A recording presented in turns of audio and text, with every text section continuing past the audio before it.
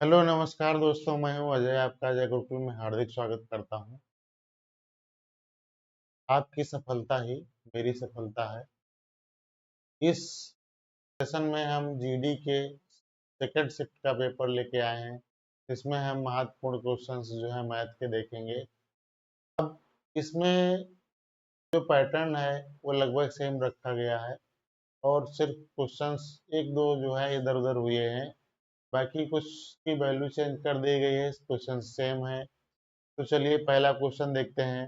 पहला क्वेश्चन दिया गया है, एक व्यापारी अपने सामान को क्रय मूल्य से 50% अधिक अंकित करता है।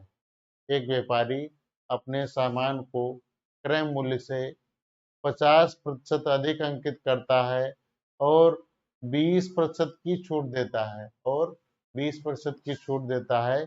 तो छूट देने के बाद व्यापारी को कितने प्रतिशत का लाभ हुआ? तो हम यहाँ पर देखेंगे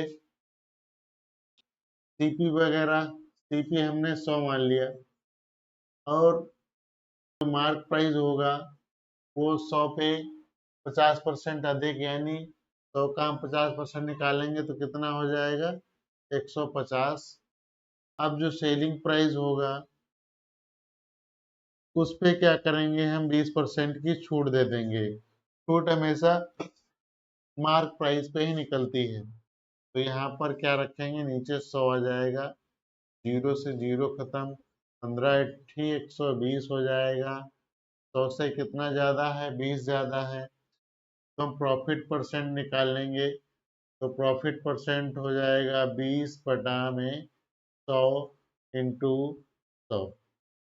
ये मैंने इसलिए निकाल के बताया है ताकि कुछ बच्चे फ्रेशर जुड़े होंगे, कुछ बच्चे अभी हाल ही में एग्जाम की तैयारी करना शुरू किए होंगे। तो ये प्रॉफिट परसेंट हमेशा सीपी क्या रखा जाता है? नीचे रखा जाता है।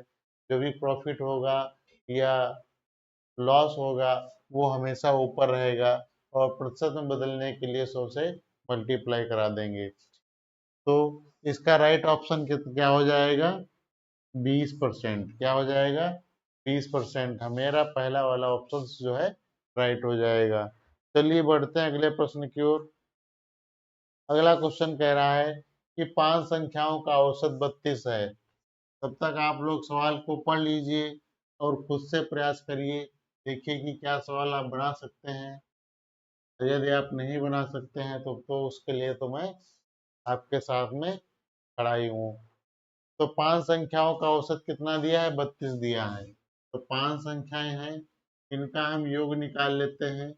तो कितना हो जाएगा? 5 दूनी 10 और 5 15 1 16। कितना आ जाएगा योग इनका? 160 आ जाएगा। औसत का फार्मूला आप लोगों ने पढ़ा होगा, एक बार फिर देख लीजिए। औसत बराबर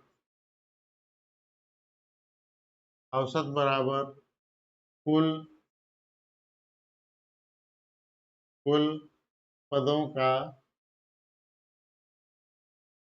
का योग बटे कुल पदों की संख्या। तो मुझे योग निकालना है तो योग को रोक लेंगे, इसकी इसमें गुणा हो जाएगी। औसत कितना दिया था? 32 दिया था। तो यहाँ पर हम कितना रख लेंगे? 32 रख लेंगे और ऊपर योग हो जाएगा और नीचे संख्या कितनी दी गई है? 5। तो योग जब निकालेंगे तो योग बराबर क्या हो जाएगा? 32 गुणे 5। तो योग समझ गए होंगे कि कहाँ से हम निकाल रहे हैं। तो इसका योग कितना आ गया? 160 आ गया। ठीक है दोस्तों, फिर क्वेश्चंस को हम आगे पढ़ते हैं। देखिए, फिर कह रहा है यदि एक संख्या हटा दी जाए तो औसत 28 हो जाता है। संख्या हमारी कितनी थी? 5। जब एक संख्या को हटा दिया तब बची कितनी? 4। 4 संख्या बची तो इनका औसत कितना है? 28 है। तो इनका योग कितना निकलेगा? तो 4 अठे 32 के 2 3 बचे, 4 दूनी 8 3 11, 112 इनका योग निकल के आ जाएगा। तो कह रहा हटाई गई संख्या बताइए। तो हटाई गई संख्या निकालने के लिए 4 का इधर योग दिया है और 5 का इधर दिया है, इसमें से हम क्या करेंगे, माइनस कर देंगे तो हटाई वाली संख्या निकल के आ जाएगी। तो यहाँ पे 10 में से 2 चला जाएगा, 8 बचेगा, 5 में से 1 चला जाएगा तो 4 बचेगा। तो राइट ऑप्शन हमारा कौन सा आ जाएगा, 48। क्या आ जाएगा, 48 राइट ऑप्शन हमारा निकल के आ जाएगा। तो इसका हमारा जो है पहला वाला ऑप्शन राइट हो जाएगा। तो चलिए बढ़ते हैं अगले प्रश्न की ओर। अगला क्वेश्चन कह रहा है कि 35 से पहले की सभी अभाज्य संख्याओं का औसत कितना होगा। तो 35 से पहले की संख्याएं पूछ रहा है, सॉरी 32 से पहले की संख्याएं। 32 से पहले की संख्याएं अभाज्य संख्याएं क्या होती हैं, अभाज्य संख्याएं जो स्वयं और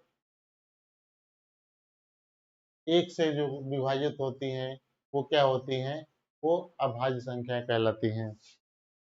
तो अभाज्य संख्या देखिए, पहली तो हमारी संख्या 2 हो जाएगी, 2 हो गई, फिर 3 हो गई, फिर 5 हो गया, फिर 7 हो गया, फिर 10 11 हो गया, फिर 13 हो गया, 14 15 16 17 हो गया, फिर 19 हो गया,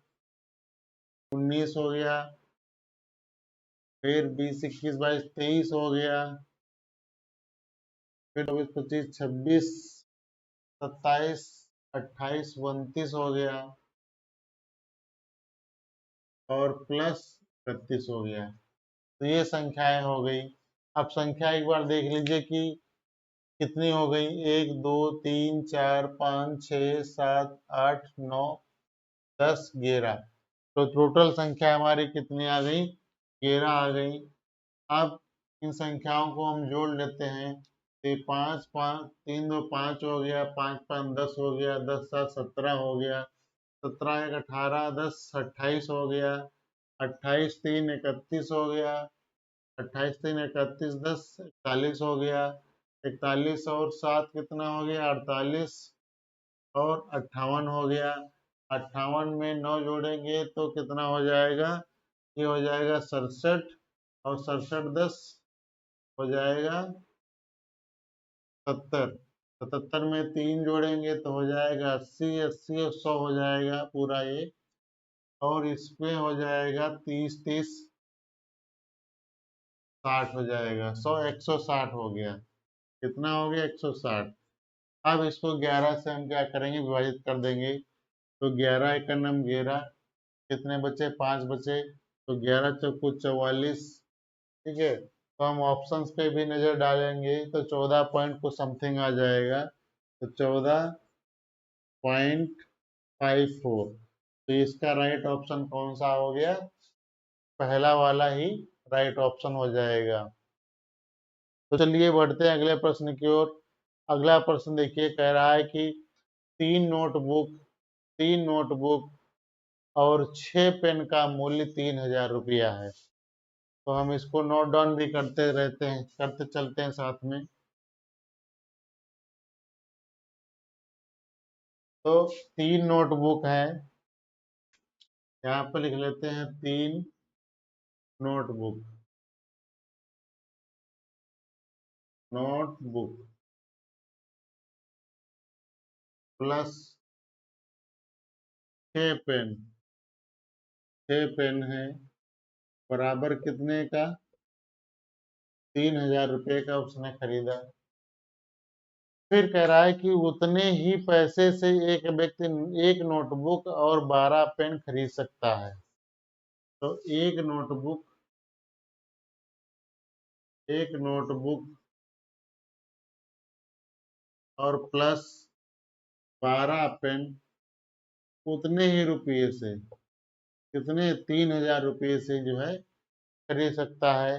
तो कह रहा है यदि राजू 15 पेन खरीदना चाहता है, यदि राजू 15 पेन खरीदना चाहता है तो उसे कितने रुपए का भुगतान करना पड़ेगा। तो हम क्या कर लेते हैं, नोटबुक को बराबर कर लेते हैं।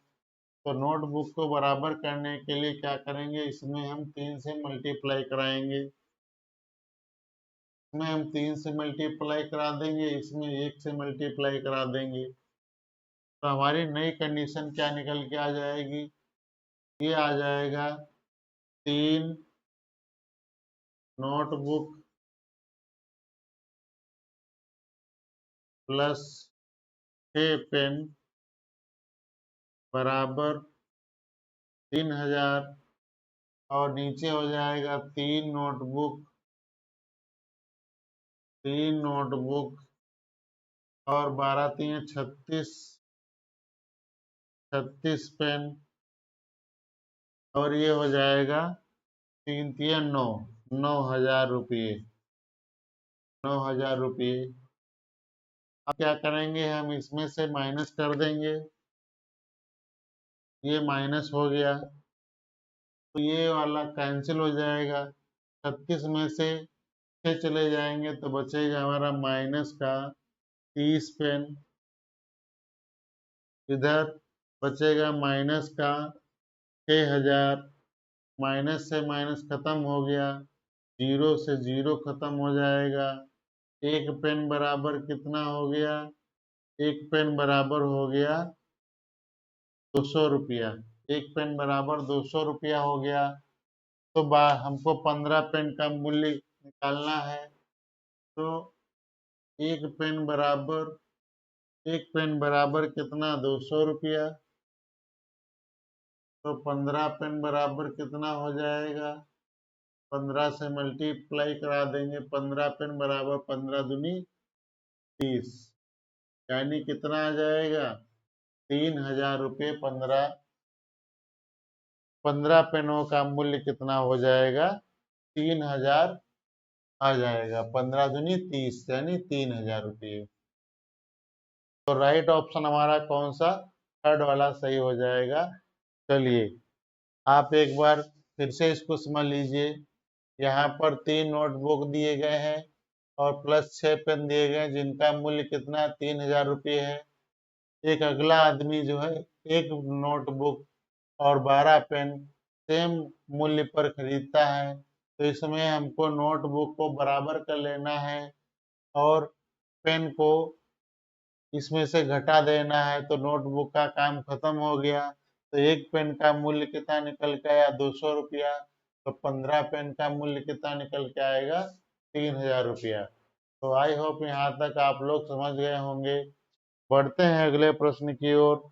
अगला प्रश्न कह रहा है कि विद्यार्थियों की वह अधिकतम संख्या ज्ञात कीजिए जिनके बीच जिनके बीच एक है जिनके बीच 1003 चॉकलेट और 2703 कैंडी इस प्रकार बांटी जा सकती हैं कि प्रत्येक विद्यार्थी को प्रत्येक चॉकलेट को समान संख्या मिले। तो जब समान संख्या मिले तो वहां पर हमको क्या निकालना होता है, वहां पर निकालना होता है HCF, यानी HCF निकालेंगे तभी हम वहां पर क्या बता पाएंगे, कितना समान चॉकलेट मिलेगा। तो यहाँ पर कितना दिया गया है, 1003 और 2703। अब इसको हम देखिए, पहले एक बार ऑप्शन पे नजर डाल लेते हैं। ऑप्शन दिया है 17 दिया है, 33 दिया है और 19 दिया है और 29 दिया है। सारी अभाज्य संख्याएं हैं, तो हम ऑप्शन से ही डिवाइड करके देखते हैं। तो पहला ऑप्शन हमारा कितना दिया है, 17। तो 17 से देखिए चेक करते हैं कि ये कट रहा है, तो ये हो जाएगा 17 25 85 और 17 9 153। तो ये हो जाएगा 17 का नम 17, 17 का नम 17, बचा कितना, बचा 10। तो 17 25 85, 17 9 153। अब तो ये कटेगा नहीं, तो जो ये CF होगा वो 17 होगा, और यही हमारा क्या आ जाएगा, यही हमारा आंसर हो जाएगा। यहाँ तक आप लोगों को समझ में आ गया होगा। इसका राइट ऑप्शन क्या हो जाएगा, 17 हो जाएगा। तो चलिए बढ़ते हैं हम अगले क्वेश्चंस की ओर। अगला क्वेश्चन है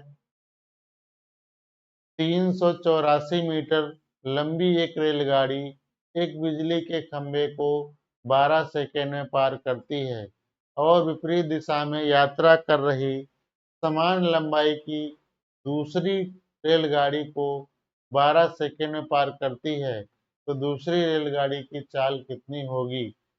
तो पहली रेलगाड़ी की जो लंबाई दी गई है, फॉर्मूला हमारा क्या होता है, स्पीड बराबर, इसको हम S1 मान लेते हैं, डिस्टेंस अपॉन टाइम।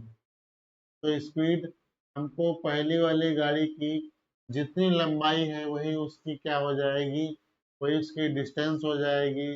तो कितना है 384 और समय कितना लग रहा है 12 second.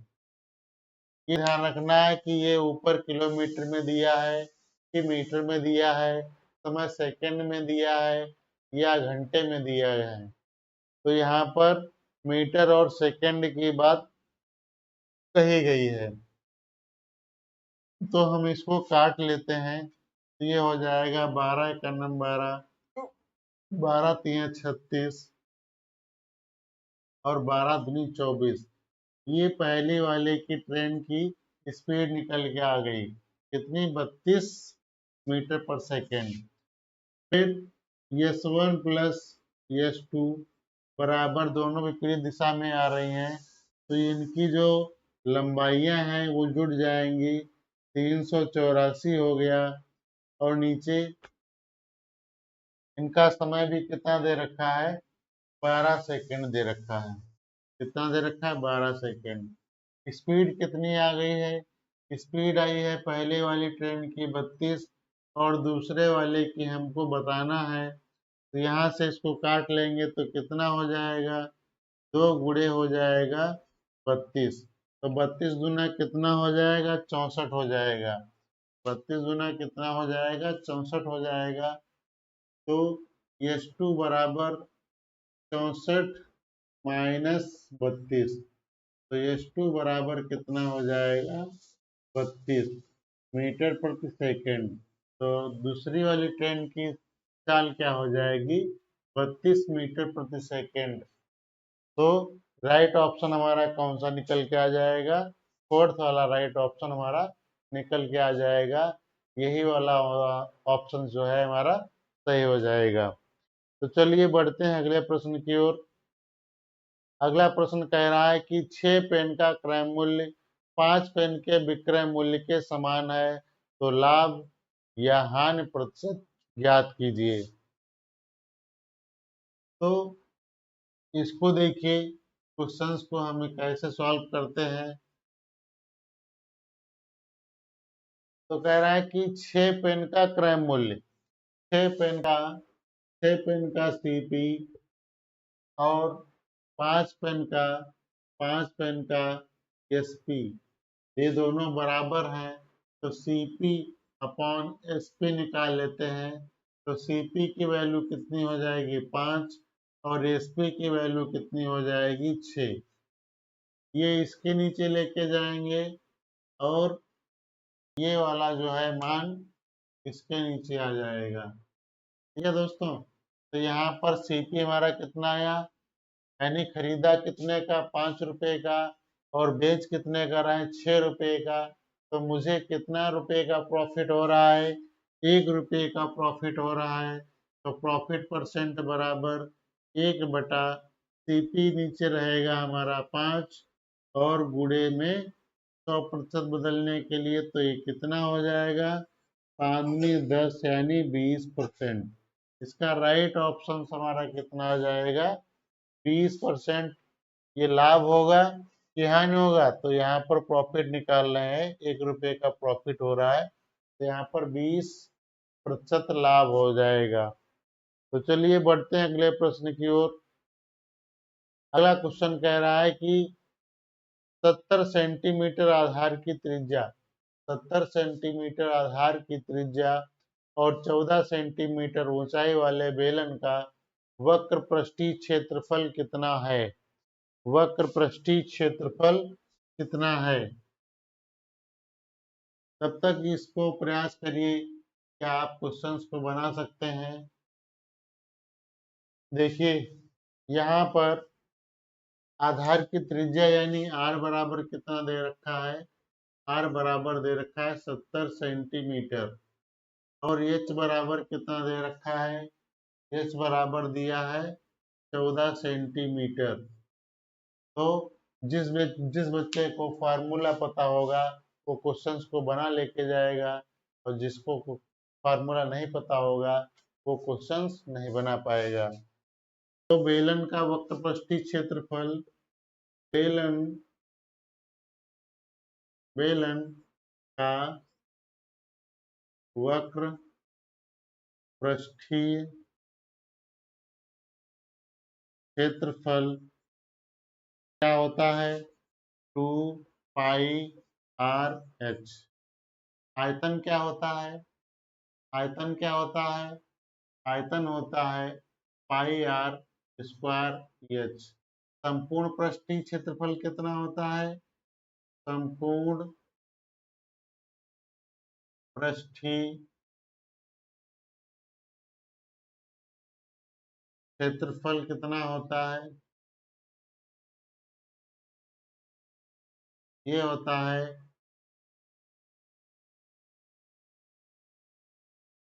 2 pi R H plus are. तो ये एक बार नजर डाल लीजिए ताकि आपको हो सकता है अगले सेट में इस टाइप के प्रश्न मिल जाए जहां आप फॉर्मूले पे जाके अटक जाएंगे। तो हम यहाँ पर वैल्यू रख लेते हैं। तो 2 पाई का मान कितना 22/7 और आर का मान कितना है 70 और एच का मान कितना है 14 है।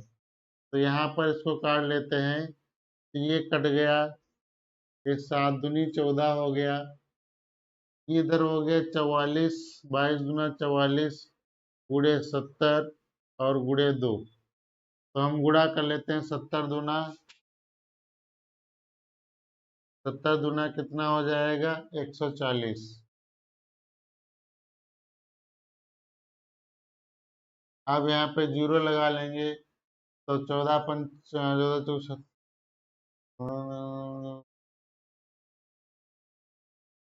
14 चक्कू 56 हो जाएगा, 56 के 6 5 बचेंगे, 14 चक्कू 56, 56 और 5 कितना हो जाएगा 61। तो ये आ जाएगा कितना 61-60 सेंटीमीटर स्क्वायर। तो राइट ऑप्शन हमारा कौन सा हो जाएगा, राइट ऑप्शन हमारा पहला ही दिया गया है 61-60 सेंटीमीटर स्क्वायर। तो ये क्वेश्चन आप समझ गए होंगे, इस प्रकार से इसका आंसर लाना है। चलिए बढ़ते हैं हम अगले प्रश्न की ओर। तब तक क्वेश्चन चेंज कर देते हैं, आप लोग क्वेश्चन को पढ़िए, तब तक ध्यान दीजिए किस प्रकार से बनेगा सवाल। चलिए अगला क्वेश्चन देखेंगे। कह रहा है कि एक मेज का विक्रय मूल्य 6875 रुपये है, यदि लाभ प्रतिशत 25% हो तो मेज का क्रय मूल्य कितना होगा। तो एसपी बराबर दिया रखा है, कितना दे रखा है, एसपी बराबर दिए रखा है 7875। हमको सीपी निकालना है, सीपी निकालना है तो 7875 का यहाँ पर जो प्रतिशत दिया गया है उसको हम पलट देंगे, तो ऊपर चला जाएगा और 125 नीचे आ जाएगा। तो इसको काट लेंगे, तो 25 चौके 100, 25 पंचे 125, इधर कट जाएगा 5 एकम 5, 5 15, 5 सत्ते 35 और 5 25। तो सीपी निकल के कितना आ जाएगा, इसको मल्टीप्लाई करा लीजिए। तो 4 पंचे 20 का 0 2 बचे, 7 चौके 28 2 30 हासिल 3 बचे, 4 3 12 12 3 15, 15 के 5 एक बचा, 4 एकम 4 1 5। तो उसका सीपी कितना निकल के आ गया, 5500 रुपया निकल के आ गया। ₹5500 हमारा फोर्थ ऑप्शन से दिया गया है, वो वाला ऑप्शन हमारा राइट हो जाएगा। तो चलिए दोस्तों, आपको क्लास कैसी लग रही है कमेंट करके जरूर बताएं। बढ़ते हैं अगले प्रश्न की ओर। अगला क्वेश्चन देखिए, इस प्रकार का क्वेश्चन हमारे पहले वाले सेट में आया हुआ था। जो सेट हमने पिछला कराया था उसमें सेम क्वेश्चन दिया गया था, सिर्फ क्या है इसमें थोड़ा सा वैल्यू चेंज कर दिया गया है। उसमें जो है शायद 10 वर्ष के लिए दिया गया था, यहाँ पर 5 वर्ष के लिए दिया गया है। तो इसको हम हल कर लेते हैं। कह रहा है कि किसी धनराशि पर 5 वर्षों के लिए प्राप्त साधारण ब्याज उस धनराशि का 2/5 है, तो वार्षिक ब्याज दर क्या होगी। तो कोई पैसा है, 5 साल के लिए रेट दर पूछ रहा है कितनी होगी, और ये कितना हो जाता है, ये हो जाता है पैसे का 2/5 हो जाता है। अब इसको हम P से P कैंसिल हो जाएगा, P से P कैंसिल हो जाएगा, और यहाँ से 5 से इसको काट लेते हैं, ये 5 दूनी 10 हो जाएगा, 5 चौके 20 हो जाएगा, 4 की इसमें मल्टीप्लाई हो जाएगी, तो R बराबर कितना हो जाएगा 8%। तो R बराबर कितना हो जाएगा 8%। तो राइट ऑप्शन हमारा कौन सा, फोर्थ वाला सही हो जाएगा, कितना 8%। तो चलिए बढ़ते हैं अगले प्रश्न की ओर। अगला प्रश्न देखिए, देखने में तो बहुत इजी लग रहा है, और अक्सर तर बच्चे इसको क्या करते हैं, कैलकुलेशन नहीं कर पाते हैं और गलत मार्क लगा के चले आते हैं।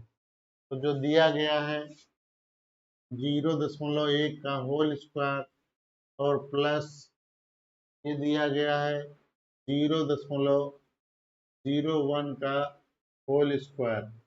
हम इसको यहाँ पर 2 बार लिख लेते हैं, इसको यहाँ पर 2 बार लिख लिया हमने, और पॉइंट हटाएंगे तो नीचे कितना हो जाएगा 100 हो जाएगा, प्लस इसको हम 2 बार लिख लेते हैं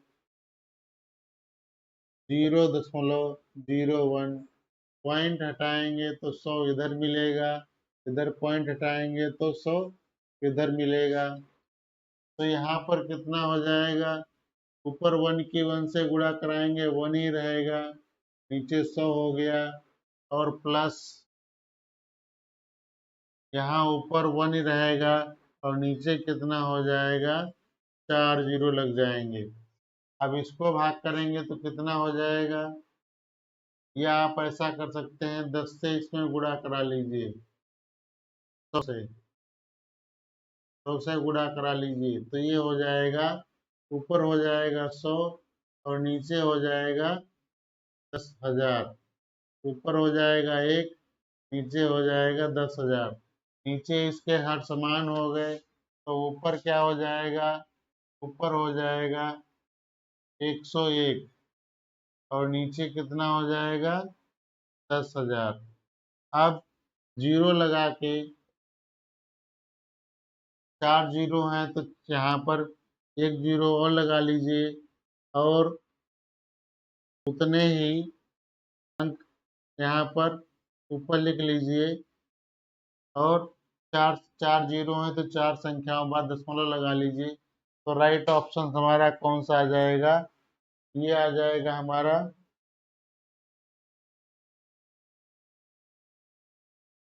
पहला वाला। कौन सा, पहला वाला ऑप्शन दिया गया है 0.0101, ये वाला ऑप्शन हमारा राइट हो जाएगा। तो चलिए अगला क्वेश्चन देखेंगे। अगला क्वेश्चन दिया गया है, हम आपको समझाने के लिए कुछ थोड़ा सा विस्तार से लेके चल रहे हैं, तो उसको लेकर घबराना नहीं है कि सर इतना समय ले रहे हैं सॉल्व करने के लिए, तो एग्जाम हॉल में हमसे तो इसका दोगुना समय लगेगा। कुछ स्टेप जो है आप गैप कर सकते हैं, उसको आप माइंड में ही कैलकुलेशन कर सकते हैं। तो मुझे और अध्यापक जो टीचर होता है उसको एक स्टेप तो उसको प्रसार करके दिखाना पड़ता है कि कहाँ पे क्या कंडीशंस चेंज हो रहे हैं, क्या अप्लाई हो रहा है, वो दिखाना पड़ता है। तभी एक स्टेप हमको ज़्यादा ही आपसे लिखना पड़ेगा। तो अगला क्वेश्चन देखिए, लिखा है यदि x का 45% y के 15% के बराबर है।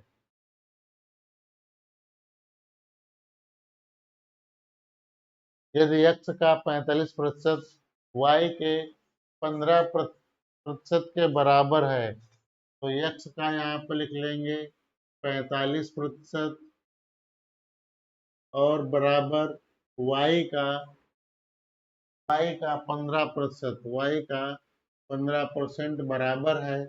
अब देखिए यहाँ पर परसेंट से परसेंट खत्म हो जाएगा और 15 के नम 15, 15 तिया 45 हो जाएगा।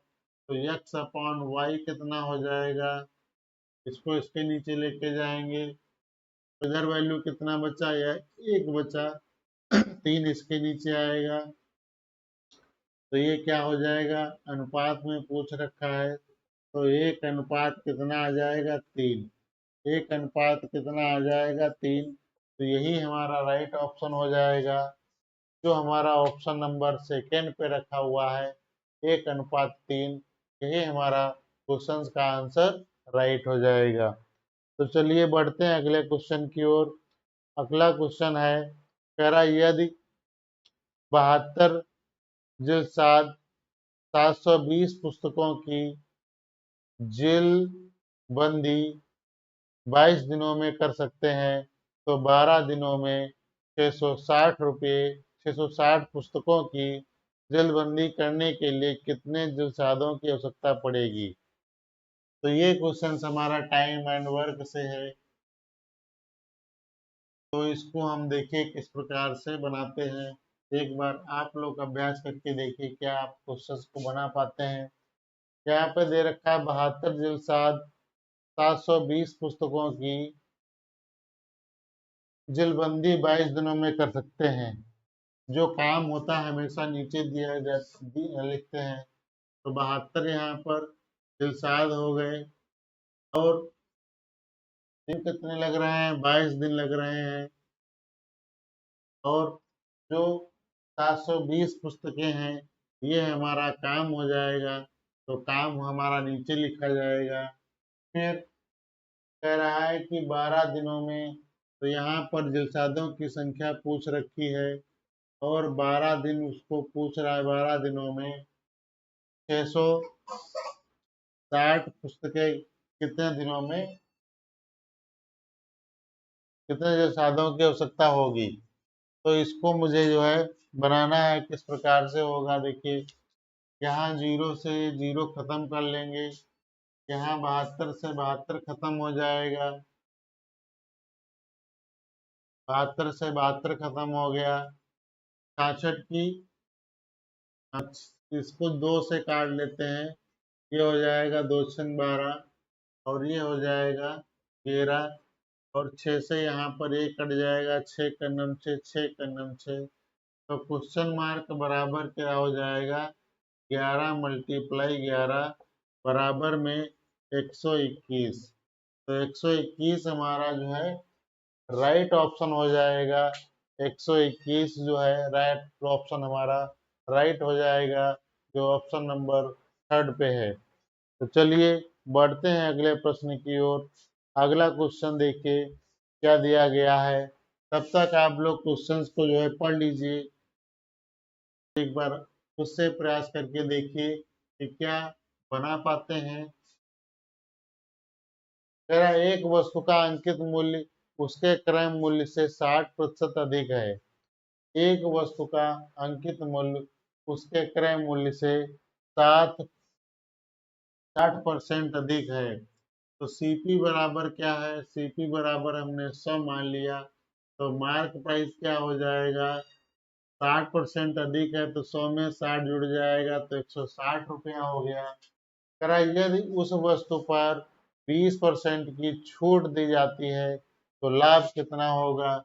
इस पे हम जब छूट देंगे तो इसको कितने में बेचेंगे, तो छूट देंगे तो हम बेचेंगे 20% की छूट है, तो ये 0 से 0 खत्म हो जाएगा। 16 पंचे से 16 94 16 128, 16 कितना हो जाएगा 128। तो 100 से कितना ज्यादा है, 28 ज्यादा है, तो 28% हमारा राइट ऑप्शन हो जाएगा। 28% का हमको क्या होगा, लाभ होगा।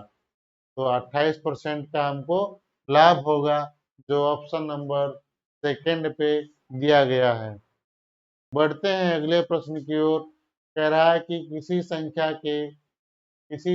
के 20% का 25% 250 के बराबर है, उस संख्या का 35% कितना होगा।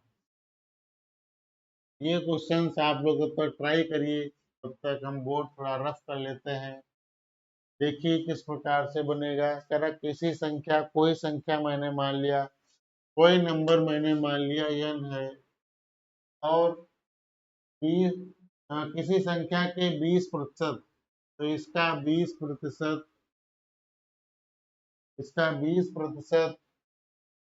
का 25% का 25% कितना दिया गया है, 250 के बराबर है। तो हम यहाँ से संख्या निकाल लेते हैं। तो यहाँ से 0 से 0 खत्म हो गया,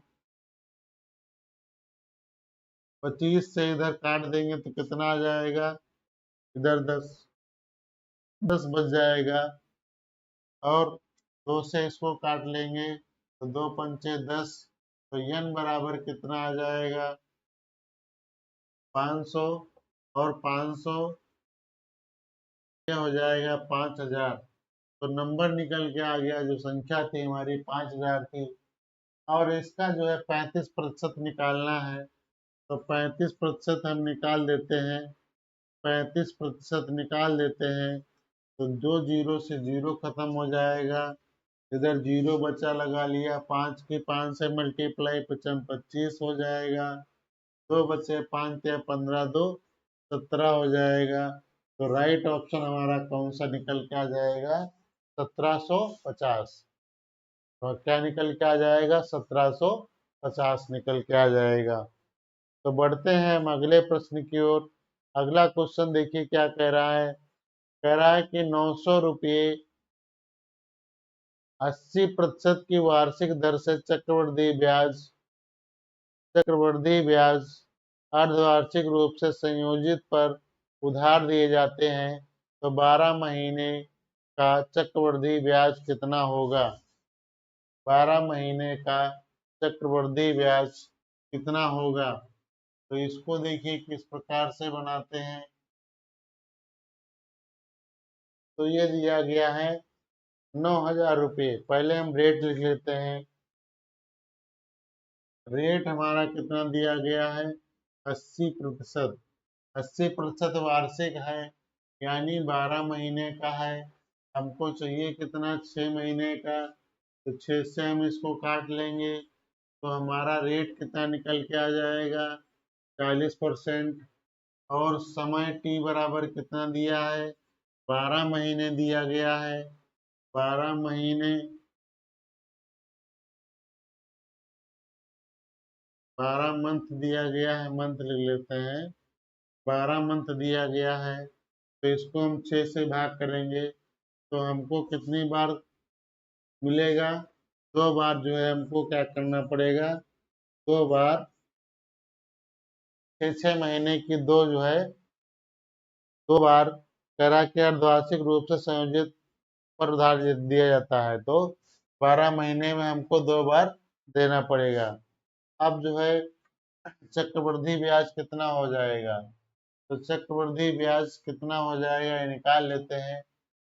तो जो 900 दिया गया है, 900 नहीं सॉरी 9000 दिया गया है, ये हमेशा 100% की वैल्यू है, क्योंकि ये हमारा मूलधन दिया गया है।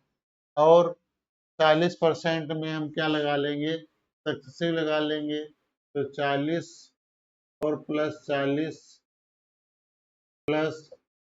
40 गुणे 40 और बटे 100।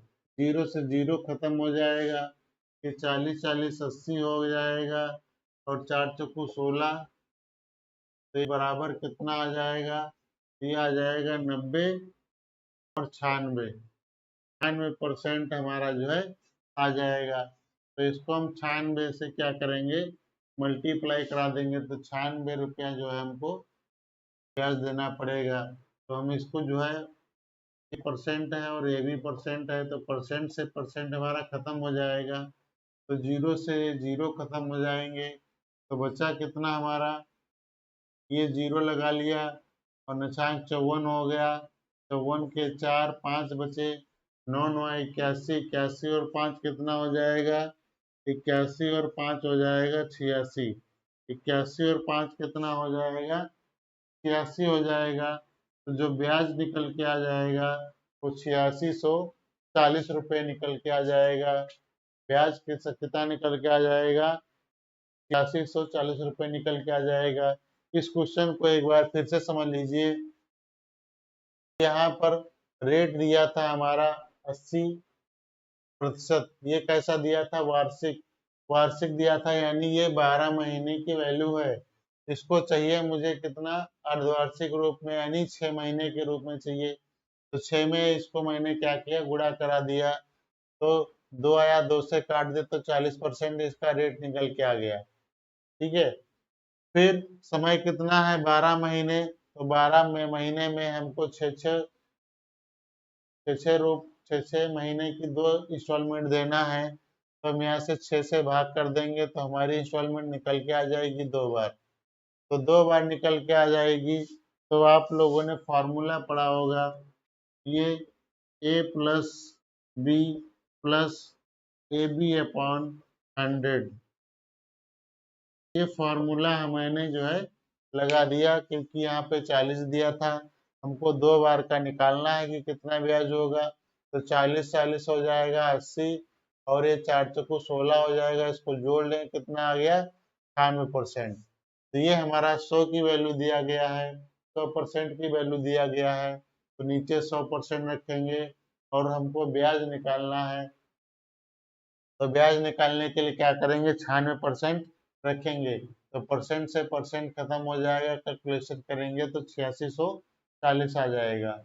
अगर यहाँ पर हमको क्या निकालना होता, मिश्र धन निकालना होता, तो हम मिश्र धन निकालने के लिए 100 प्लस 96 करते, यानी 196, तो हमारा मिश्र धन भी निकल आता, यानी ये 9000 से कुछ ऊपर निकलता।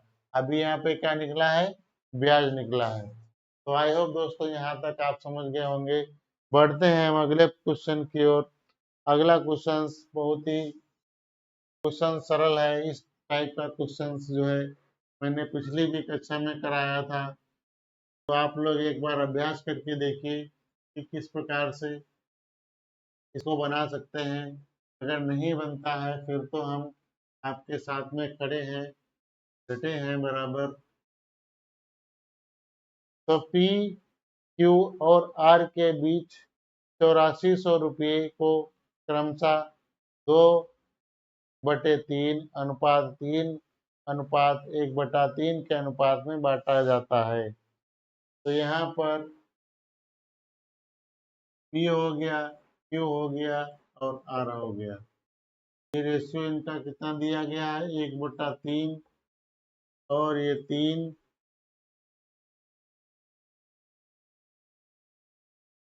और इधर कितना दिया गया है,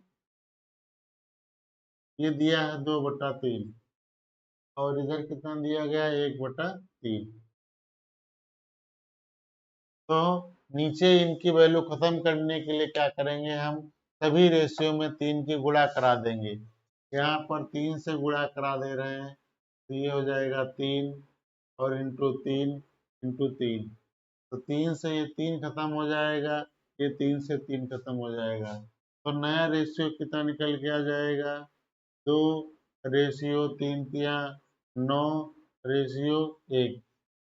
तो पूछा किसका है, पूछा है आर का, तो आर का रेशियो कितना दिया गया है, आर का रेशियो दिया गया है 1, तो 1 को ऊपर रखेंगे, सभी को जोड़ लीजिए तो कितना हो जाएगा 12, और हमारा जो है रुपया कितना है 8400 रुपया है, कितना है 8400 रुपया है। अब इसको हम काट लेंगे, तो 12 पंचे 60, 72, 72, 84, यानी कितना आ जाएगा 700, 7 गुणा करेंगे तो कितना हो जाएगा, यानी जो आर का हिस्सा होगा वो 700 रुपया होगा, कितना होगा 700 रुपया होगा। तो आंसर हमारा कितना आ जाएगा 700 रुपया आ जाएगा, कितना आ जाएगा 700 रुपया आ जाएगा। ऑप्शन नंबर हमारा कौन सा, थर्ड वाला राइट हो जाएगा। तो चलिए बढ़ते हैं हम अगले प्रश्न की ओर। अगला क्वेश्चन देखिए क्या है।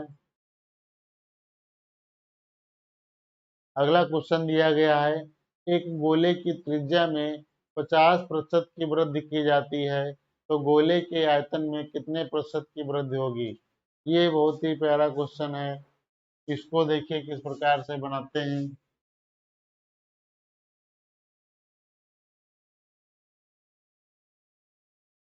आप लोग फटाफट लाइक शेयर सब्सक्राइब कर दीजिए और कमेंट करके जरूर बताएं कि क्लास कैसी लग रही है।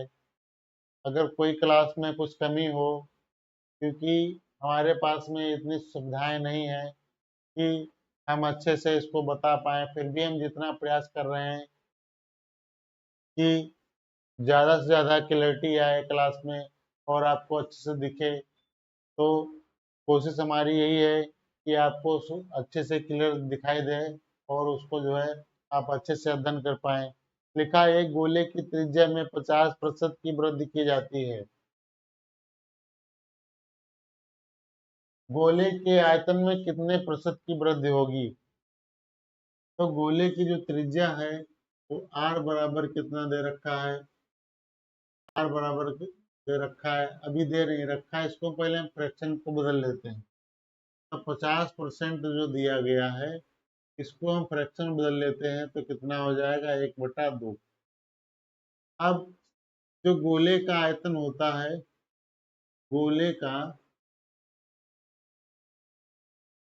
गोले का आयतन ये होता है 4/3 पाई आर क्यूब। जब परसेंट की बात कहें तो वहां पर जो ये कांस्टेंट वैल्यू होती है इससे हमसे कोई मतलब नहीं रह जाता है, तो हम इसको नहीं लेते हैं। अब देखिए यहाँ पर लिख लेते हैं पहले पहले और फिर लिख लेते हैं बाद। तो पहले इसकी त्रिज्या, फिर इसका आयतन, आयतन यानी यहाँ पर आर का क्यूब। तो पहले इसकी त्रिज्या कितनी थी, पहले इसकी त्रिज्या 2 थी, पहले इसकी त्रिज्या 2 थी। अब इसका आयतन निकालेंगे तो कितना हो जाएगा, ये हो जाएगा 8, कितना हो जाएगा 8 हो जाएगा। अब फिर बाद में इसकी त्रिज्या कितनी हो गई, बाद में इसकी त्रिज्या में इसमें क्या हो गया, वृद्धि हो गई। अब हो गया 3, क्या हो गया 3, 3 का हम घन करेंगे, यहाँ पे आर क्यूब दे रखा है तो 2 का घन करेंगे 8 हो गया, 3 का घन करेंगे तो कितना हो जाएगा 27 हो जाएगा, कितना हो जाएगा 27 हो जाएगा। अब पहले देखिए, पहले हमारा 8 था, अब हो गया 27, कितना वृद्धि हुई, तो ये इसमें वृद्धि हुई कितने की, 19 की वृद्धि हुई, कितने की 19 की वृद्धि हुई। तो 19 को ऊपर रखेंगे और किस पे निकालना है हमको, इस 8 वाले वैल्यू पे निकालना है जो पहले वैल्यू थी, जो पहले वैल्यू थी, यानी यहाँ पर 8 और गुणे में 100। तो इसको गुणा करेंगे तो कितना हो जाएगा 1900, और 8 से भाग करेंगे तो ये हो जाएगा 8 दूनी 16। ऑप्शन पे भी नजर रखनी है, ऑप्शन अभी हमारे 3 मैच कर रहे हैं। तो 8 दूनी 16, यहाँ पर कितने बचे 3 बचे, तो 8 3 24, 8 3 24, 8 1 8 दूनी 16, 3 बचे 30 हो गया, 8 दूनी 24, 6 बचे। अब 8 5 40, 8 6 48, 8 7 56, 8 7 56, तो 8 7 56, 2 3 7 कोई ऑप्शन मैच कर रहा है, 2 3 7 मैच कर रहा है, और आगे कितना हो जाएगा 5। तो ये वाला ऑप्शन हमारा जो है राइट हो जाएगा। 237.5%, 237.5% जो है हमारा जो है राइट आंसर हो जाएगा। चलिए अगला क्वेश्चन देखेंगे। करा कि दो संख्याओं का गुणनफल 720 है और उनका मासा 4 है, तो इन संख्याओं का लघुत्तम समापवर्तक कितना होगा? लघुत्तम समापवर्तक कितना होगा? तो चलिए इस क्वेश्चन को देखिए, कोशिश करिए, बनाइए, देखिए क्या बना पाते हैं।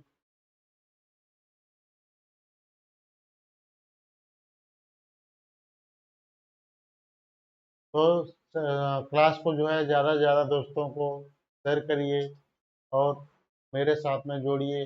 आप सभी का जो है प्यार जो है मिल रहा है, वही हमारा सबसे बड़ा मोटिवेशन है। तो चलिए अगला क्वेश्चन देखते हैं। करा दो संख्याओं का गुणनफल, यानी पहली संख्या ए हो गया और दूसरी संख्या बी हो गया, इनका गुणनफल कितना है? इनका गुणनफल 720 है। और एचसीएफ कितना दिया है?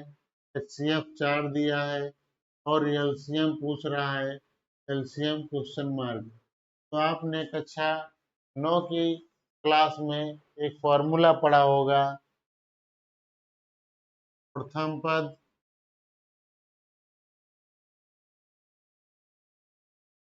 प्रथम पद गुणे द्वितीय पद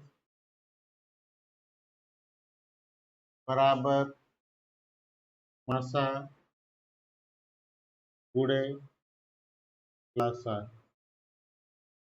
तो यहाँ पर दो चीजों का गुणनफल कितना दे रखा है? ये दे रखा है 720, और एचसीएफ कितना दे रखा है? 4, और एलसीएम हमको निकालना है। तो 4 का इसके नीचे भाग हो जाएगा, तो एलसीएम बराबर ये हो जाएगा 720 बटा में 4। इसको काट देंगे, ये हो जाएगा 4 का नम 4 और 4 अठे 32। तो एलसीएम कितना निकल के आ जाएगा? 180 निकल के आ जाएगा, जो ऑप्शन नंबर हमारा थर्ड वाला राइट हो जाएगा। अगला क्वेश्चन देखेंगे। कह रहा है कि 100 अप्रैल 16 दिनों में एक सोफा बना सकता है। रेवती के साथ मिलकर काम करते हुए काम को 128 बटा 17 दिनों में पूरा कर सकता है। यदि रेवती अकेले काम करती है तो काम को पूरा करने में कितने दिन लगेंगे?